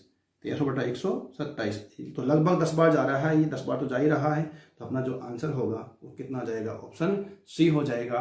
तो अपना आंसर क्या आएगा इसमें? सी। देखते हैं एक और सवाल, नेक्स्ट सवाल। तो ये टाइप कंप्लीट हो गई है, टाइप 3 आपकी कंप्लीट हो गई है। तो चलते हैं अपन टाइप 4 की ओर। तो देखिए टाइप 4 में नेक्स्ट सवाल। चलिए विद्यार्थियों, 3 टाइप कंप्लीट हो चुकी हैं। चौथी टाइप हम शुरू करते हैं। और सवाल नंबर अपना है क्रम से 51, इस टाइप का पहला। 50 सवाल हम कर चुके हैं। उम्मीद है कि आपको परसेंटेज में अब कॉन्फिडेंस आना स्टार्ट हो गया होगा। तो आप बने रहिए मेरे साथ लगातार। हम ऐसे ही काफी उच्च दर्जे के सवाल भी अब करने वाले हैं टाइप वाइज। अब धीरे धीरे लेवल आगे बढ़ता जाएगा, ये आपको महसूस होने लग गया होगा। अभी वो बात नहीं है जो हम टाइप फर्स्ट में हम कर रहे थे या बेसिक टाइप में हम कर रहे थे। अब धीरे धीरे लेवल आगे जाएगा तो आप लोग थोड़ी सी आप प्रैक्टिस ज्यादा करिएगा। 800 किलोग्राम अयस्क में कुछ भाग लोहा है। पहले ब्लास्ट फर्नेस प्रक्रिया के बाद 300 किलोग्राम स्लैग में 13.6% लोहा निकलता है। शेष अयस्क में लोहे का प्रतिशत मूल अयस्क में लोहे के प्रतिशत से 28% अधिक पाया गया। मूल 800 किलोग्राम अयस्क में कितना किलोग्राम लोहा था? ये सवाल में हमसे पूछा गया है। और ये सवाल SBI बैंक PO 2019 में यानी लेटेस्ट सवाल ही पूछा गया है और बहुत ही अच्छा सवाल मेरे द्वारा इसमें शामिल किया गया है। देखते हैं, करते हैं इस सवाल को हम। देखो सवाल है हमारा कि 800 किलोग्राम अयस्क में कुछ भाग लोहा है। अब कुछ भाग कितना है? तो हम कहेंगे कितना है? x किलोग्राम लोहा है। कितना है? x किलोग्राम लोहा है। पहले ब्लास्ट फर्नेस प्रक्रिया के बाद 300 किलोग्राम स्लैग में 13.6% लोहा है। तो 300 किलोग्राम का 13.6 पर निकालते हैं तो 13 3 39 और 6 3 18 कितना हो जाएगा? 40.8 किलोग्राम। कितना हो जाएगा? 40.8 किलोग्राम। फिर ये कह रहा है शेष अयस्क में शेष कितना बच गया? 500 किलोग्राम। शेष कितना बच गया है? 500 किलोग्राम। तो शेष बच गया है 500 किलोग्राम। शेष अयस्क में लोहे का प्रतिशत मूल अयस्क में लोहे के प्रतिशत से 28% अधिक पाया गया। 28% मतलब हो गया 7 चौक 28 और 25 चौक 100। कितना अधिक पाया गया? 7/25। अगर यहाँ शेष की बात करें 25 7 32 हो गया तो बाकी में कितना बच जाएगा? 25 बच जाएगा कुल में। तो मूल 800 किलोग्राम अयस्क में कितने किलोग्राम लोहा था? ये हमसे सवाल में पूछा गया है। अब डेटा को यहाँ रखना ही है, बाकी सवाल लगभग हो चुका है। तो मैंने यहाँ x किलोग्राम माना था, तो मैं लिख देता हूँ यहाँ पर माना 800 किलोग्राम अयस्क में 800 किलोग्राम अयस्क में लोहा कितना है x किलोग्राम। ये सिर्फ और सिर्फ आपको समझाने के लिए लिख रहा हूं, बाकी अब एक लाइन में सवाल हो जाएगा जिस तरीके से मैंने आपको बताया है। ये केवल इसको डेटा को रखना था, लेकिन सिर्फ और सिर्फ आपको समझाने के लिए चीजें लिख रही हैं। माना 800 किलोग्राम अयस्क में लोहा कितना है x किलोग्राम। अब इसमें 300 किलोग्राम अयस्क में 300 किलोग्राम अयस्क में लोहा कितना आ गया है। आप कहोगे कि 13.6% था और 13.6% किसका है, 300 किलोग्राम का है। तो 300 किलोग्राम का कितना निकालेंगे हम, 13.6%, और वो हम निकाल चुके हैं पहले से। कितना आ गया है, 40.8 किलोग्राम। इतना किलोग्राम लोहा किसमें है, 300 किलोग्राम अयस्क में है। अच्छा, अब सवाल में कह रहा है शेष अयस्क में, तो शेष कितना बच गया है, 500। शेष कितना बच गया है, 500। शेष अयस्क बचा हुआ 500 किलोग्राम। कुल लोहा था x किलोग्राम। x में से यहां पर 40.8 किलोग्राम किसमें आ गया है, 300 किलोग्राम में। तो शेष 500 किलोग्राम में इतना अयस्क, इतना लोहा मेरे पास में बच रहा होगा। ये तो बात आ गई शेष की अनुपात। कुल कितना है, 800 किलोग्राम। 800 किलोग्राम में कितना था, x था। समानुपात की मैं आपसे बात करूं तो कितना अधिक बताया गया है, 7 अधिक बताया गया है। किससे, कुल से। अगर कुल कितना है 25, अगर कुल कितना है 25, तो शेष में कितना होगा, 32 होगा। शेष में कितना होगा, 32। तो इस तरीके से ये समीकरण हमारा बन गया है। तो इसको हम क्या करेंगे, अब आंतरिक पद और बाह्य पद के अकॉर्डिंग हम गुणा कर देंगे। ये गुणा किससे होगा, इससे, और यह गुणा किससे होगा, इससे होगा। तो जब आप इसको गुणा करोगे 25 से, तो आप कह सकते हो यहां पर कि x माइनस 40.8 बटा 500, और गुणा मैं किससे कर दूंगा, 25 से। यहाँ किलोग्राम लिख सकते हो आप, और आंतरिक पद बराबर कितना हो गया, ये x बटा 800, और गुणा किससे कर दोगे आप, 32 से कर दोगे। तो ये 25 से काटा कितनी बार गया, ये 25 दूनी 50, 20 हो गया। और 20 को मैं इसके साथ लिखता हूं तो कितना लिखूंगा मैं इसको, x बटा 20 माइनस ये 408 बटा 20 हो गया। तो 408 बटा 20 40.8 है, तो मैं इसको हटा देता हूं पॉइंट को। तो कितना हो जाएगा, 20 की जगह 200 हो जाएगा। ये आई मेरी बात समझ में, कि यहाँ पे अपन ने काट दिया 25 से, कितनी बार गया, 20 बार। एक बार लिख दिया इसके साथ में मैंने 20 को, तो ये हो गया x बटा 20। इधर लिख दिया 40.8 बटा 20, तो पॉइंट गया नीचे, कितना आ गया ये, 408 बटा 200। बराबर करता हूं मैं यहाँ पर, 32 से काट दो, 32 दूनी 64, x आ गया x बटा 32 दूनी 64, बच गया 16, और 32 5 160। तो कितनी बार गया ये, 25 बार गया। तो कितना गया, x बटा 25। अब लेते हैं हम यहाँ पर क्या, एलसीएम। एलसीएम कितना आ गया है, 200। कितनी बार भाग गया, 10 बार। कितना हो गया, 10x माइनस कितना होगा, 408 बराबर, ये कितनी बार गया, 8 बार। तो ये हो गया 8x। उम्मीद करता हूं इतनी बातें आपको मेरी समझ में आई होंगी। अब देखो, इसको भेजो इधर, इसको भेजो इधर, तो इसका तो मतलब ही नहीं है, क्योंकि इधर दोनों पक्षों का लिया गया एलसीएम है।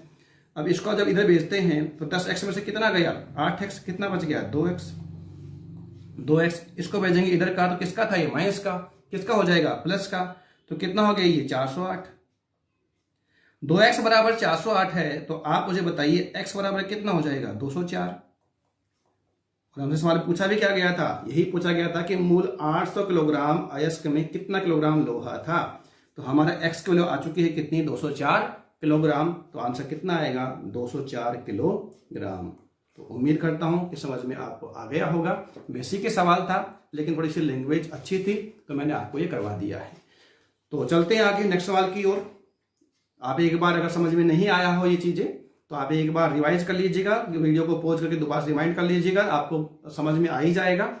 और अगर फिर भी नहीं आए तो आप जिज्ञासा जो एंड्रॉइड ऐप ने बताया है उसमें आप इसको पोस्ट कर सकते हैं, या मेरा फेसबुक ग्रुप है math reasoning by doctor Monesh Verma, Facebook group है ये। उसमें आप ये जो जितने भी आपके प्रॉब्लम है वो आप उसमें डाल सकते हैं। तो मेरे साथ में उसमें काफ़ी स्टूडेंट जुड़े हुए हैं, तो मैं पहले तो वो ट्राई करेंगे। अगर उनसे नहीं होता है तो फिर मैं आपको जब भी मुझे समय मिलेगा तो मैं इसका सोल्यूशन आपको दे दूंगा। इन सवालों की बात नहीं है, जो भी आपके पास सवाल हैं जो आपको परेशान कर रहे हैं उनका आप दीजिए, हम कोशिश करते हैं उन सवाल को सोल्व करने की।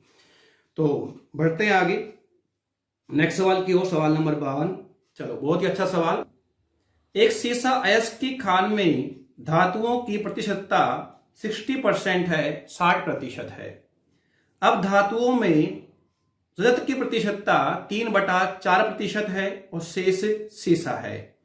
यदि खान से निकाले गए इस अयस्क का द्रव्यमान 8000 किलोग्राम हो तो शीशे का द्रव्यमान किलोग्राम में कितना है, यह सवाल में हमसे पूछा गया है।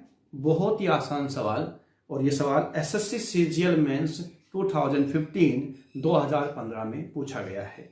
देखो, बहुत आसानी से हम करते हैं सवाल को, और बिल्कुल बेसिक तरीके से हम करेंगे।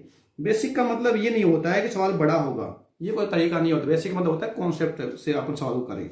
देखो, सीसा अयस्क का द्रव्यमान कितना, यहां पर कुल अयस्क द्रव्यमान कितना है, 8000 किलोग्राम। 8000 किलोग्राम का 60% क्या है, धातु, तो बराबर कितना आ गया है, 4800 किलोग्राम। 4800 किलोग्राम में 3/4 क्या है, रजत है, चांदी है, तो बराबर कितना आ गया, ये 0 से 0 काट दिया तो ये आ गया 12 चौका, बराबर कितना आ गया, 36 किलोग्राम।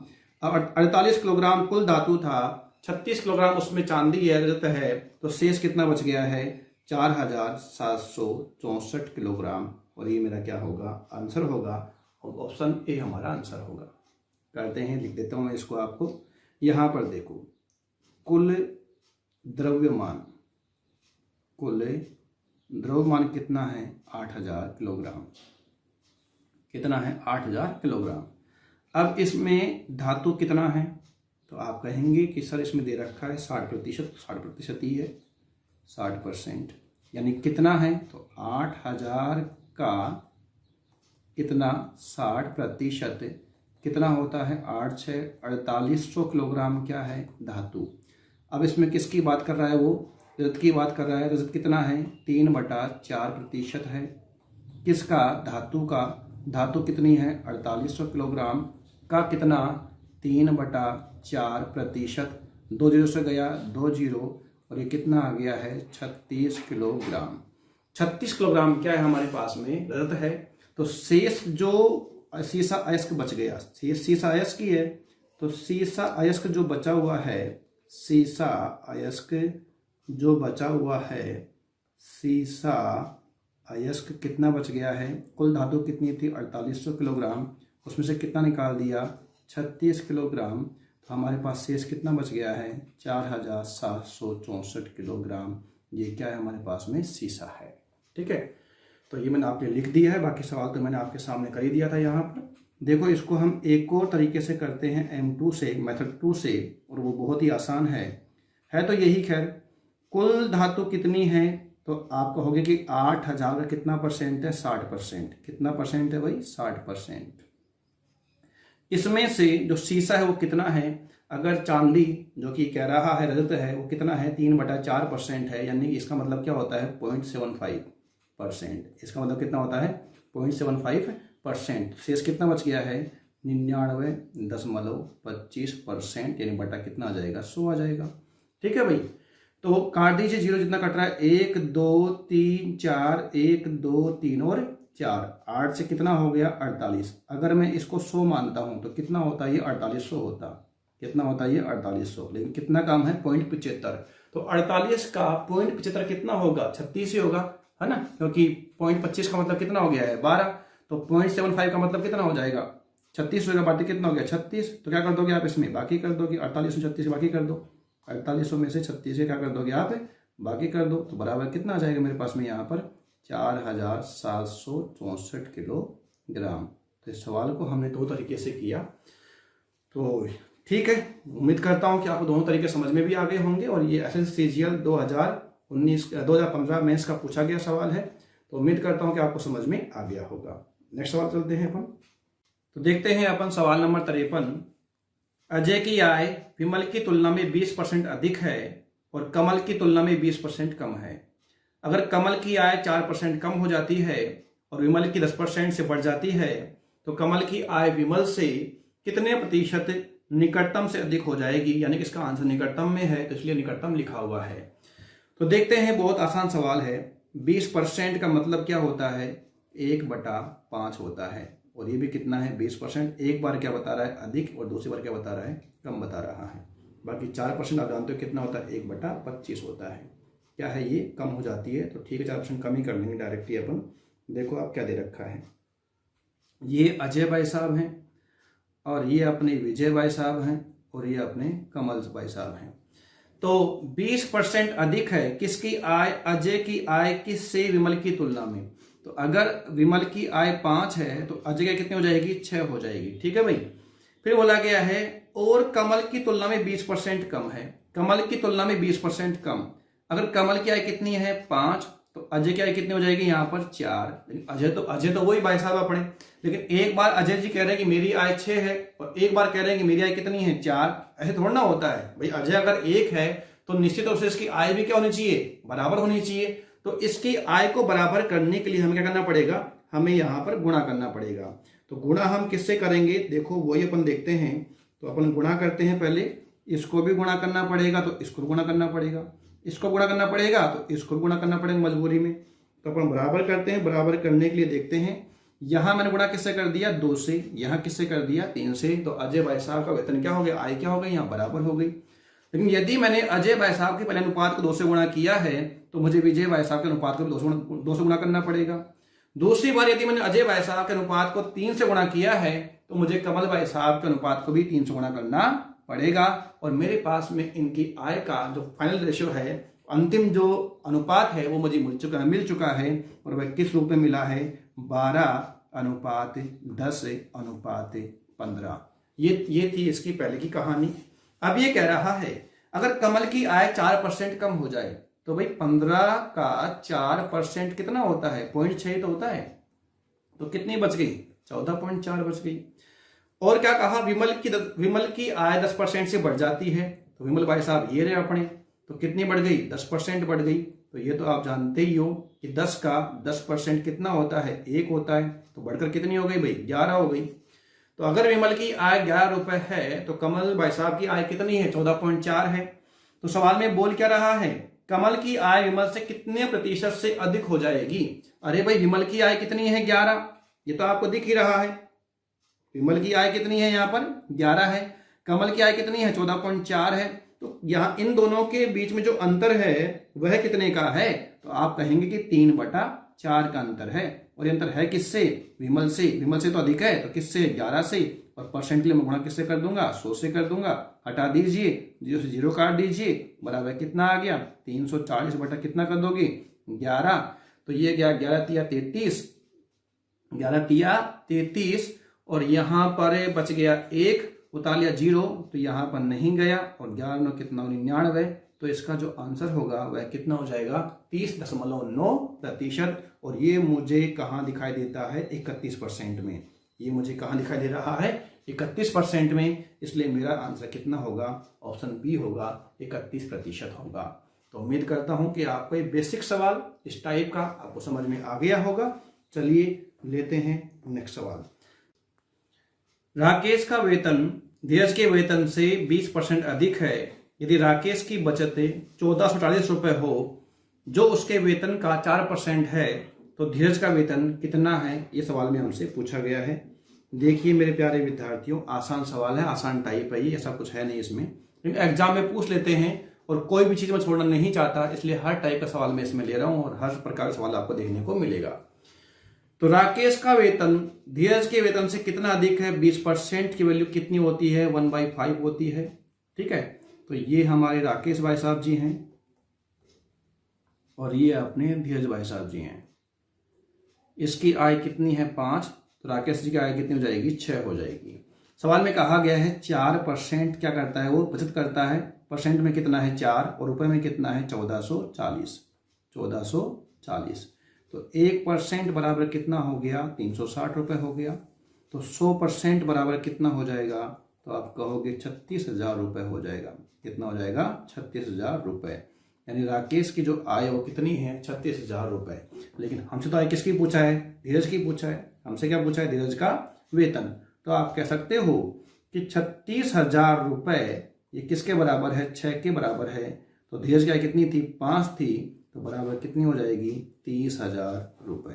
बराबर कितनी हो जाएगी 30,000 रुपए। तो हमारा जो आंसर हो क्या हो जाएगा, ऑप्शन सी हो जाएगा, यही हमारा उत्तर होगा। बढ़े आगे नेक्स्ट सवाल की ओर। सवाल नंबर है 55। यदि ए का वेतन 20 से 20% अधिक है, 20% की बात वापस कर रहा है, कितना अधिक है, 20% अधिक है। ये ए है और ये कौन है, बी है। किसका वेतन है, ए का वेतन 20 से 20% अधिक है, तो ये कितना है 5, तो ये कितना हो जाएगा 6। बी का वेतन ए के वेतन से कितना % कम है, तो बी का वेतन कितना है 5, ए का वेतन कितना है 6, कितना कम है 1, किससे कम है ए से, और ए का मान कितना है 6, तो गुणा किससे कर दोगे 100 से, तो आंसर कितना आ जाएगा 16 सही 2/3%। मैं आपको इसका सीधा शॉर्टकट बता रहा हूं, सीधा शॉर्टकट, कुछ भी नहीं करना। यहां पर बोला है 20% बोला है ना, यहां कितना बोला 20% मतलब कितना हो गया 1/5, तो भाई कितना अधिक है 1, और एक साथ बढ़कर कितना हो गया 6, यही आंसर है आपका। क्या, अगर यहां बोले 20% अधिक है तो 20% की फ्रैक्शन वैल्यू कितनी हो गई 1/5, तो बोला कितना % कम है, तो कितना कम होगा 1 होगा, और 1 किससे कम होगा 6 से, तो 1/6 का परसेंटेज वैल्यू देखें तो गुणा किससे कर दोगे आप 100 से, तो आंसर कितना आ जाएगा 16 सही 2/3%। सीधा सीधा क्या बन गया, इसका आंसर बन गया बिना किसी रुकावट के। तो आंसर कितना आ जाएगा अपना 16.66%, ऑप्शन अपना क्या होगा, बी होगा। बढ़े आगे नेक्स्ट सवाल की ओर देखते हैं। सवाल नंबर 56। ए का वेतन बी के वेतन का 3/8 है। अब ना इसने अधिक बोला ना इसने कम बोला, तो इसका मतलब अगर ए का वेतन बी के वेतन का 3/8 है, तो ए का वेतन कितना हो जाएगा 3, और बी का वेतन कितना हो जाएगा 8। पूछ क्या रहा है, बी का वेतन ए के वेतन से कितना % अधिक है, तो कितना अधिक है 5 अधिक है। किससे अधिक है, ए के वेतन से, कितना है 3, गुणा किससे कर दोगे आप 100 से। तो आप ये बताओ 5/3 यहां पर लिखा हुआ है, तो 5/3 का मतलब कितना हो गया, ये 500 हो गया।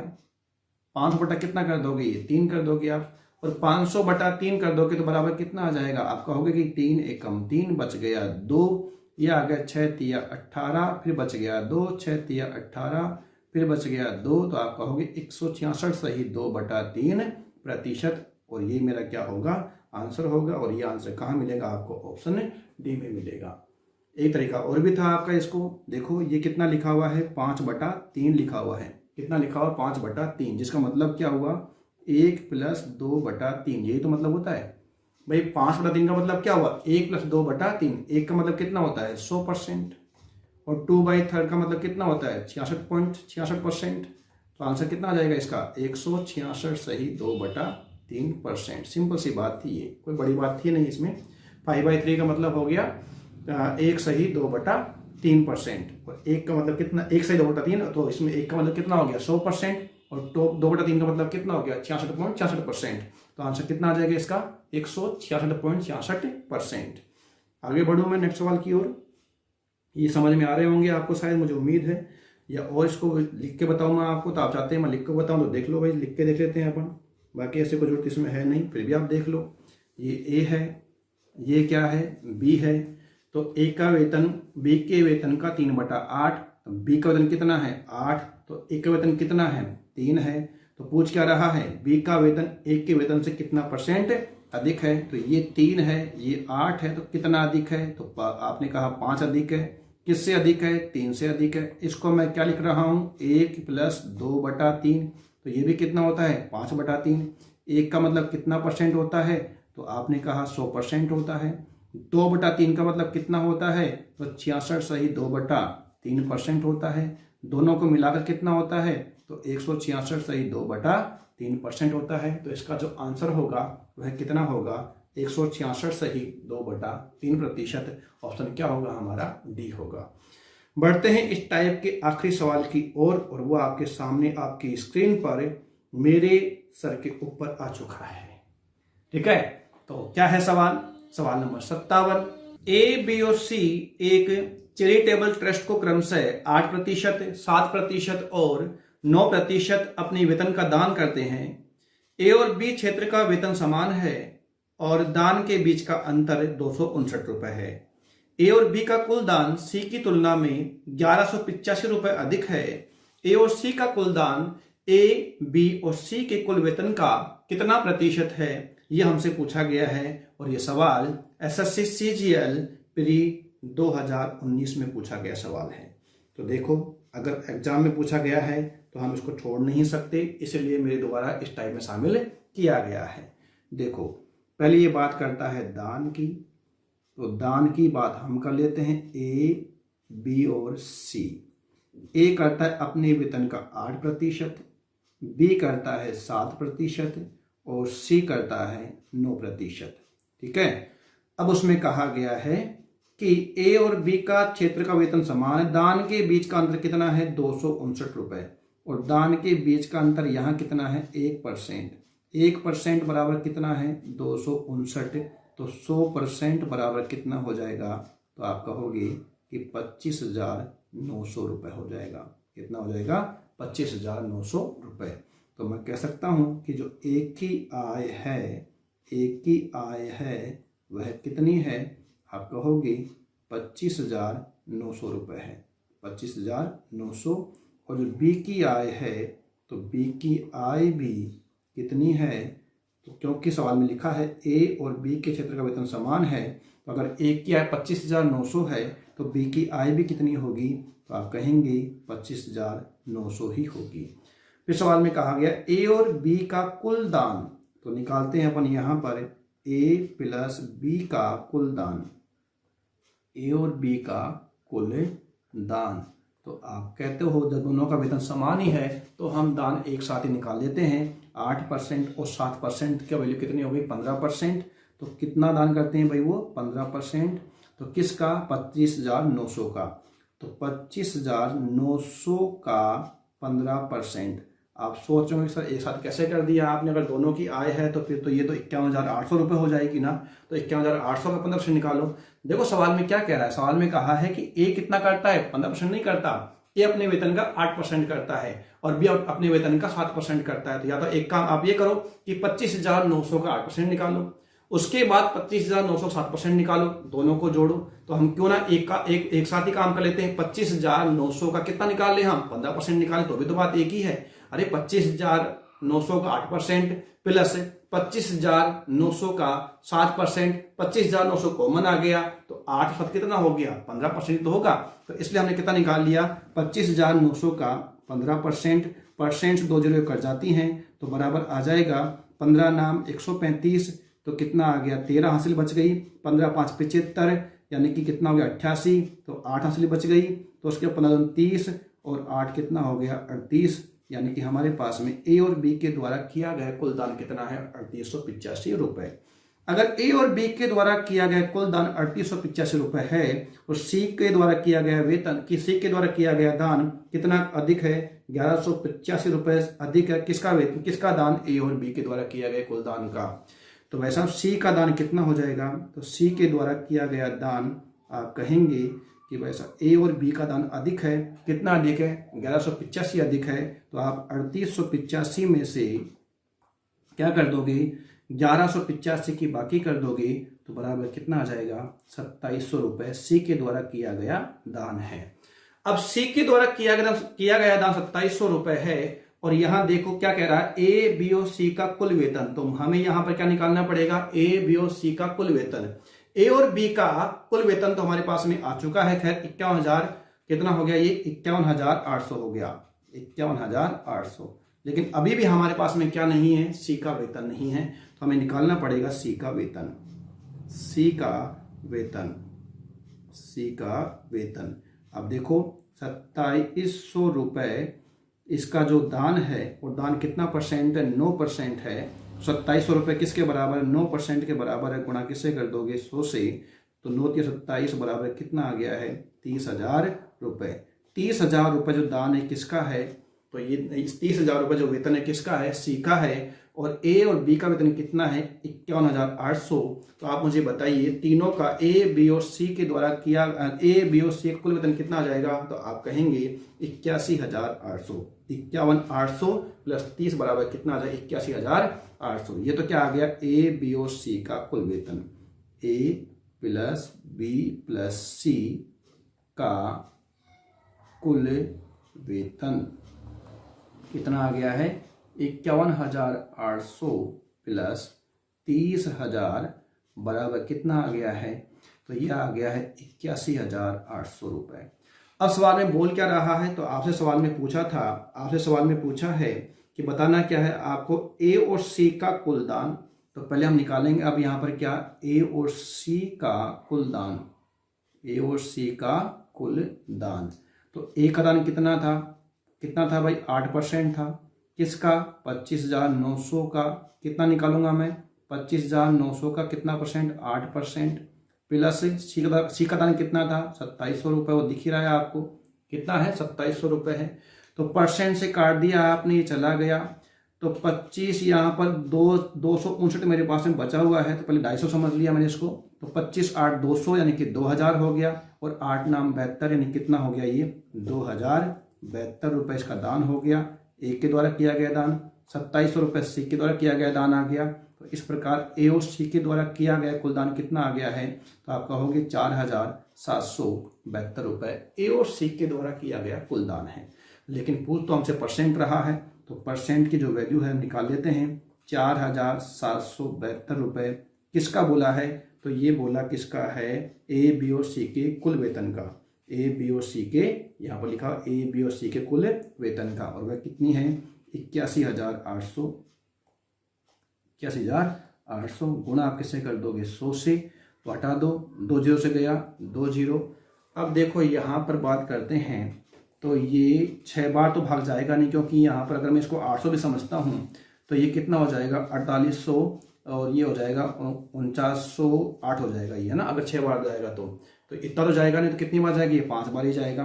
और 5 बार के साथ में 5 दशमलव समथिंग है, तो 5 दशमलव समथिंग का मेरे पास में एक ही ऑप्शन था, और वह कितना था, 5.8%। इसलिए मेरा जो आंसर होगा वो कितना हो जाएगा, 5.8%।